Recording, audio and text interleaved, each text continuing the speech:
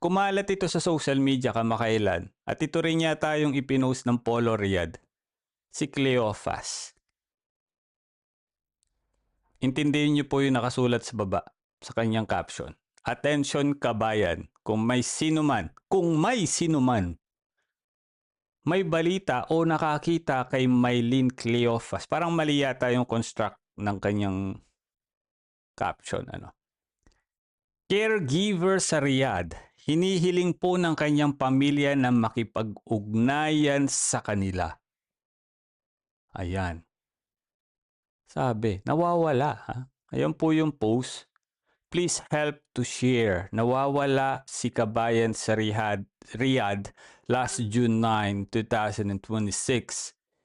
Mayroon anak ng kabayan ang nagpapatulong sa akin. Mahanap ang kanyang nanay dahil nawawala daw ito.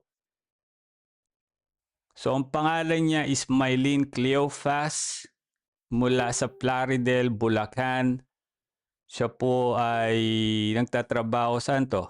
Suwaid Ibn Zaid, Saudi Arabia, caregiver. Ang huling araw na nakita, June 9. Okay. Bakit? Bakit nawala? Saan nagpunta? Anong istoryang bumabalot dito? Siya ba ay technically stop communicating with her family? Nawalan lang ba ito ng internet? Marami, pwedeng maging speculation eh.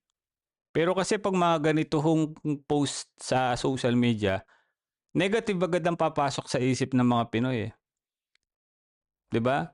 Ala, ano yan? Ginahasa yan. Baka ni-rape yan o baka pinatay na yan. Yung mga negative, no? So, mahirap magbigay ng komento sa mga ganitong post without actual, investigation.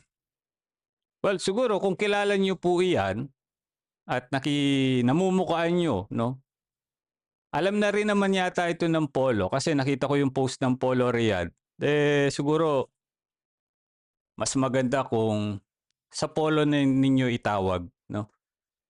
Itawag niyo na agad sa Polo.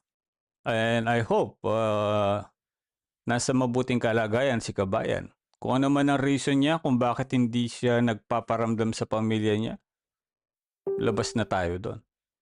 Importante lang naman ngayon is malaman ng pamilya na nasa mabuting kalagayan, safe na lugar itong si kabayan natin.